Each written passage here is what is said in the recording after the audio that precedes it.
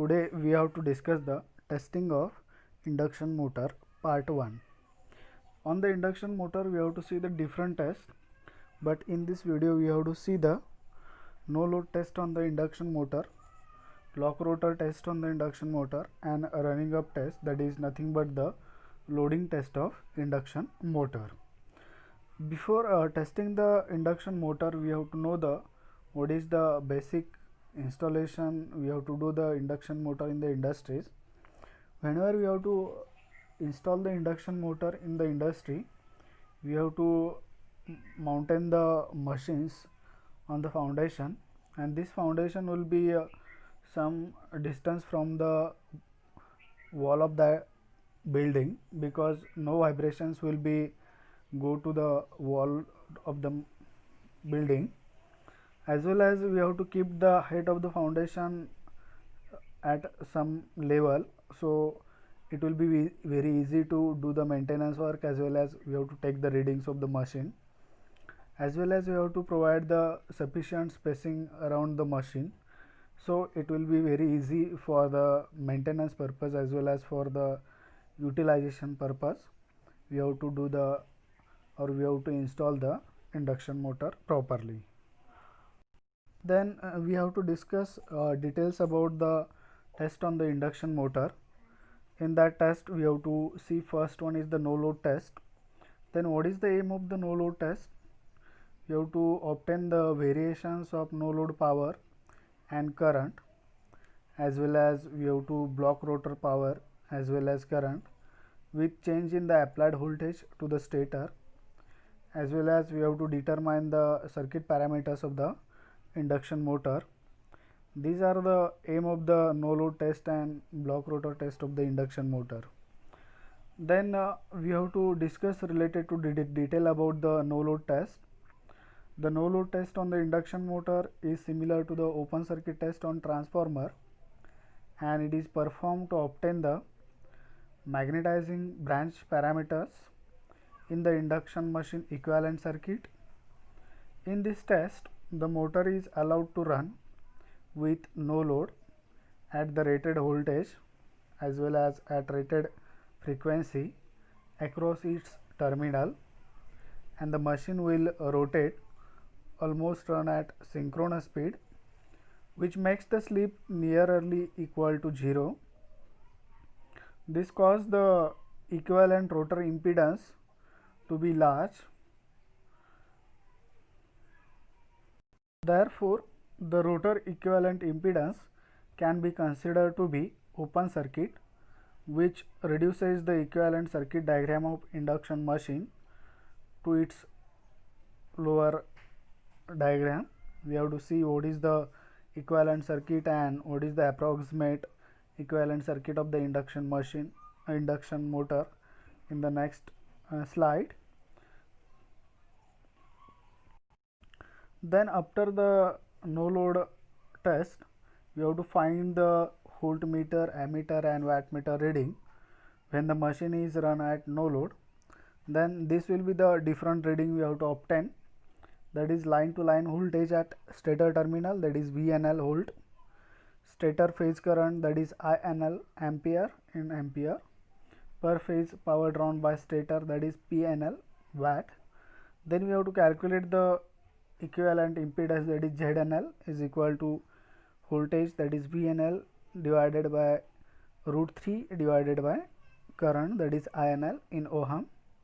Then we have to find the RNL, that is power PNL divided by INL square, that is we have to know the power is equal to I square R. According to that we have to find the value of R, as well as RNL is nothing but the R1 plus RC in ohm. Then XNL, we have to know the impedance is equal to square root of R square plus reactance square. From that we have to find the XNL is equal to square root of ZNL square minus RNL square, or it will be X1 plus XM ohm. Then we have to see the per phase equivalent circuit of induction motor. This is the per phase equivalent circuit of a 3-phase induction motor. Then we have to see the what is the approximate equivalent circuit of no load test. This is the equivalent circuit for induction motor at no load test. Then we have to discuss no load test carried out on the induction motor. Then this is the equivalent circuit diagram for testing the no load test on the induction motor. See here, 3-phase AC supply is applied with the help of switch. Ammeter is connected in series, voltmeter is connected parallel, and wattmeter is connected in the circuit for the measurement of current, voltage and power according with the help of respective meters of the induction motor. So what is the procedure to conduct the no load test? First, determine the meter and their rating based on the nameplate readings of the machine.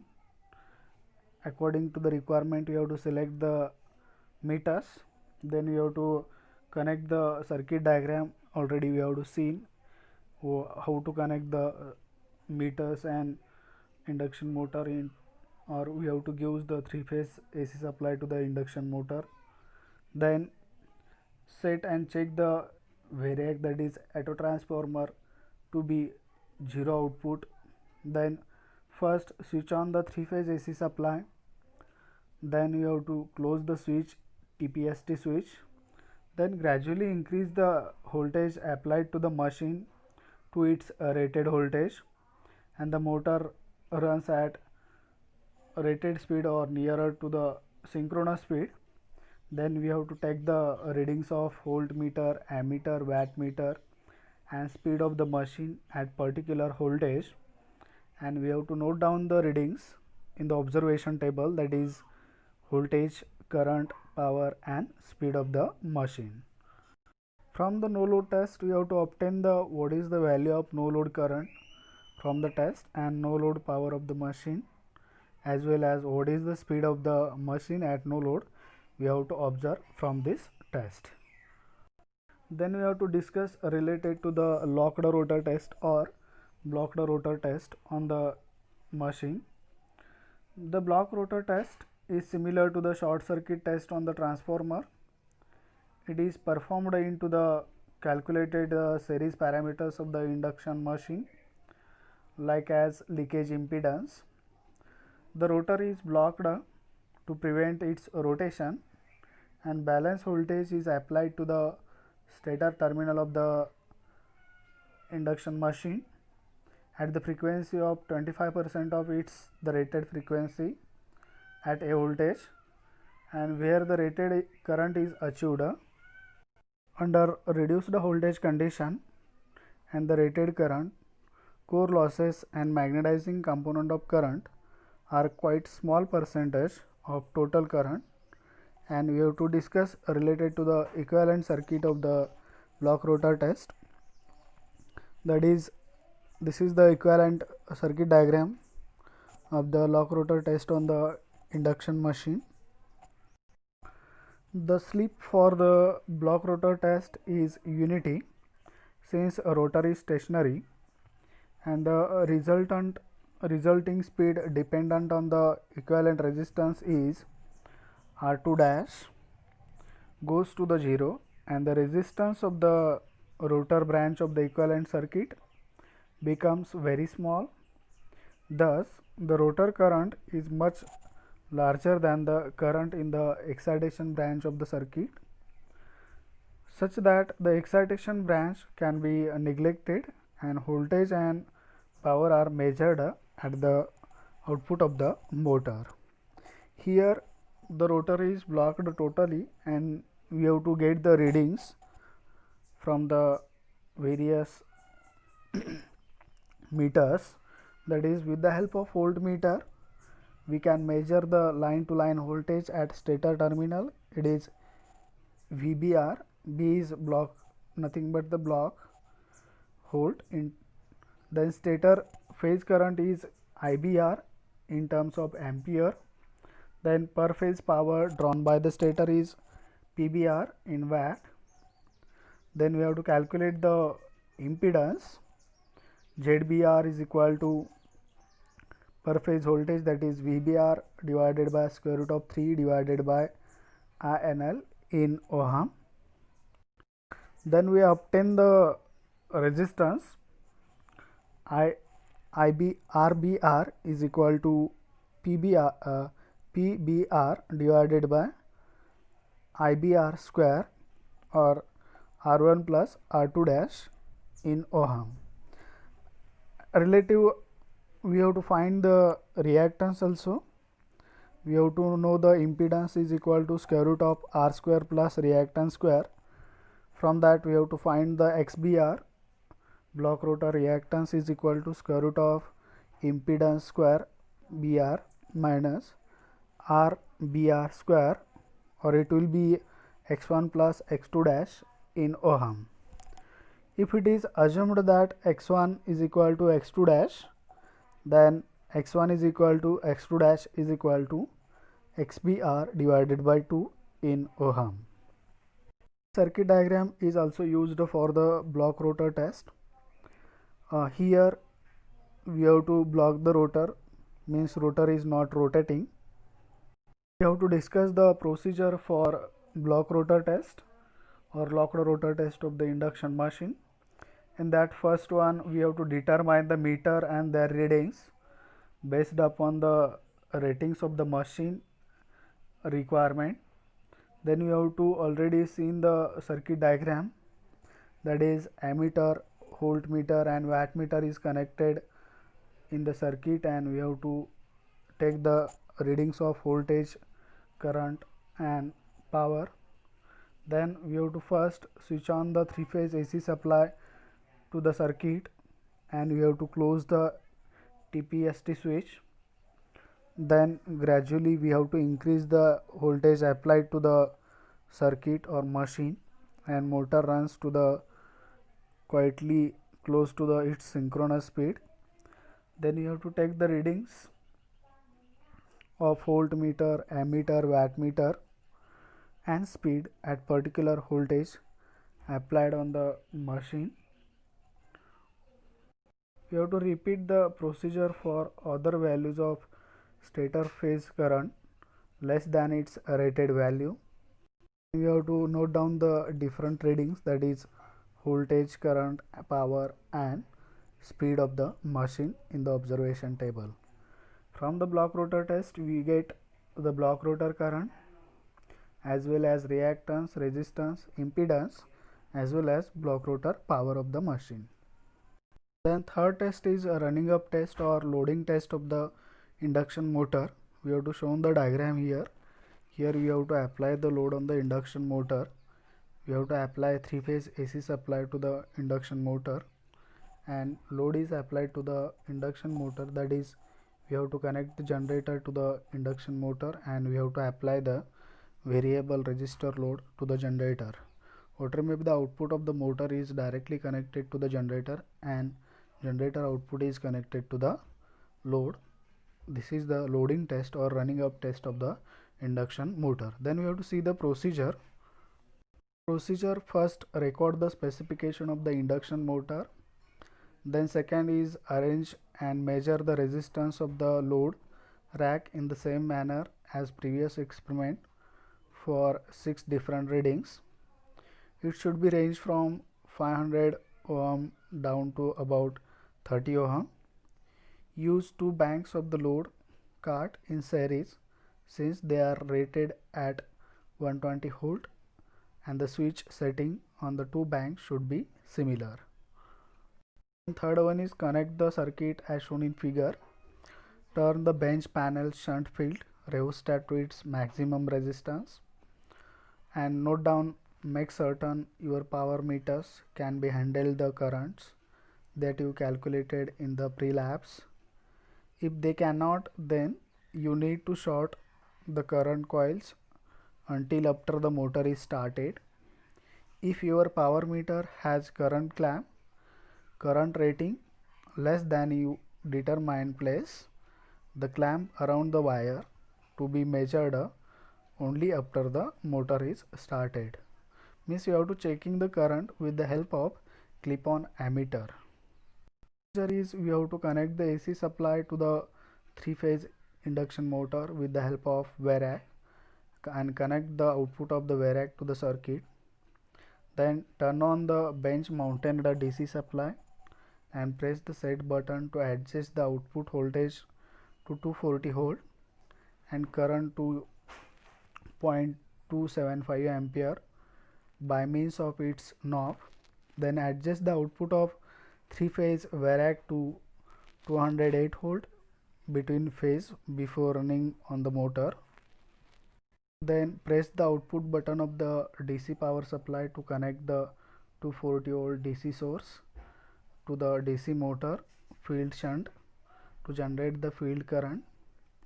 Then with the no load connected resistor load rack, push the start button at the bench panel to run the motor. Disconnect the wire shorting the current coil of wattmeter or place the current clamp around the wire to get the power readings. If the indicator of the wattmeter is deflected in the wrong direction, you have to simply change the connections of the wattmeter. We have to record the terminal voltage Vt, speed and reading from both the wattmeters connected in the circuit. You have to measure the Vt, Ia, W1, W2, VDC, speed and IDC, and we have to notate these figures into the table according to load test. Shut down the power and we have to disconnect the motor from the source and measure the resistance between the two wires drives of the terminal of the induction motor. Stator winding resistor Ra is half the resistance value measured between the power supply terminal of the induction motor, marked L1 and L2 on the bench. After the load test, we have to get the different data, that is Ia line current in ampere, Vt terminal voltage in volt, P is the input power, N is motor speed in RPM, then Ra measured stator phase resistance. Test we have to get the core losses, that is Pc is equal to P0 minus 3 Ia0 square into Ra. Then mechanical power output is Pm, it is Pa in bracket of 1 minus S, S is the sleeve, and Pg is P minus Pc minus 3 Ia square into Ra is equal to gap power, that is Pg is nothing but the gap power present in the induction motor. The 1 horsepower is equal to 746 watt, that is Pm is equal to Pm in watt divided by 746. We have to get the power in HP. Then torque is produced is equal to Tm is equal to Pm divided by 2 pi n divided by 60. From that we have to get Pg in watt divided by 2 pi ns divided by 60. Then we get the power factor at any load is calculated. Power factor Pf is equal to P in terms of watt divided by square root of 3 Vt into Ia. Then we get the efficiency of the induction motor, that is Pm in watt divided by P in watt. Then all these data we have to note down in the observation table, that is RL, Vt, Ia, W1, W2 wattmeter readings, then total power present in the circuit, that is W1 plus W2, then IDC in ampere, that is required DC current required for the field excitation, VDC voltage excitation, N that is speed of the motor. Then from that we have to get the final values, I armature current, then P a power factor of the machine, speed of the machine, then HP rating of the machine, torque of the motor, and efficiency of the motor we have to calculate it from the observation or experimental data. See the friends, we have to see 3 different tests on the induction motor, that is no load test, block rotor test, and load test on the induction motor. From that we have to get the different data related to the machines. Thank you.